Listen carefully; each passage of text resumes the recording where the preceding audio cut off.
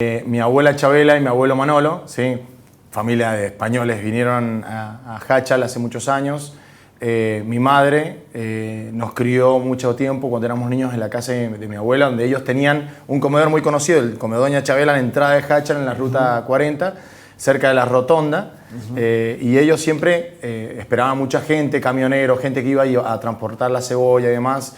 Y siempre yo era el chulco, yo era uno de los nietos más chicos. Ajá. Y yo siempre andaba corriendo por las cocinas. Yo me acuerdo que mi abuela siempre hacía todo lo que era casero, la salsa. Ellos amasaban, hacían el pan casero, hacían estofados, hacían comidas con mucho aroma. O sea, era algo que se me penetraba. Yo te estoy contando y se me vienen los recuerdos de los aromas. Claro. Porque yo me acuerdo que mi abuela era que cortaban los panes caseros a lo largo y te hacían unos sándwiches que eran gigantes. O sea, mucha gente se acuerda actualmente de mis abuelos ahí en Jáchal. Y todo empezó ahí. Yo creo que ahí se activó mi sentido por la comida. Fui creciendo. Uno de mis primeros trabajos en la gastronomía fue de bachero, lavando copas en un restaurante. De ahí ¿Todo esto en Jáchal? Claro, fue en Jáchal y después empecé cuando éramos chicos nos vinimos para acá, pero fui a Jáchal donde encontré el amor también, conocí a mi esposa. Llevo 17 años junto con ella, llevo más de mi vida juntos que separados, tengo 35. Claro. Y bueno, y empecé a trabajar en un restaurante ahí, después trabajé para empresas mineras gastronómicas y fui adquiriendo conocimiento, empecé a estudiar gastronomía en el Instituto Gastronómico Argentino. Y cada vez me fue enamorando más y ya le cocinaba a mi mujer, le cocinaba a mis hermanos, a mis amigos.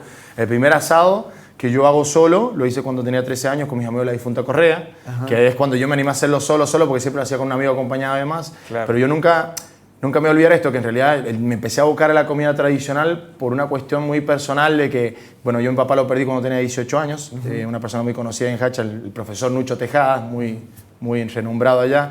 Y yo cada vez que cocino hago un asado, me traslada ese domingo donde estaba él, y yo me acuerdo cuando era chico, tenía 5 años y él hacía el asado, nos hacía un bonete y me lo ponía como gorrito para ayudarlo como cocinero y eso me genera, ¿me entiendes? La pasión por la comida. Y por la cocina siempre nos lleva a los recuerdos más tiernos de la infancia, pero en tu caso claramente tiene otra carga. ¿Y cuándo decidiste que iba a ser tu modo de vida? Y mira, ¿en qué momento fue? Lamentablemente fui sentenciado con ese privilegio. Yo lo considero un privilegio porque actualmente trabajo para una empresa gastronómica muy importante acá de San Juan. Hice la apertura de sus 2 locales de una hamburguesería muy famosa. La del payaso. ¿Cómo? La del payaso. Es un mago.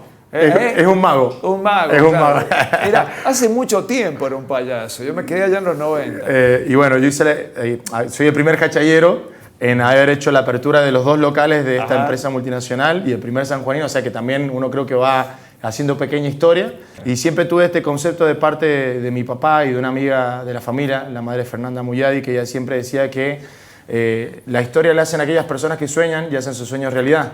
Yo creo que yo tenía como objetivo ir a este concurso a participar y dejar a San Juan como uno de los finalistas y lo logré.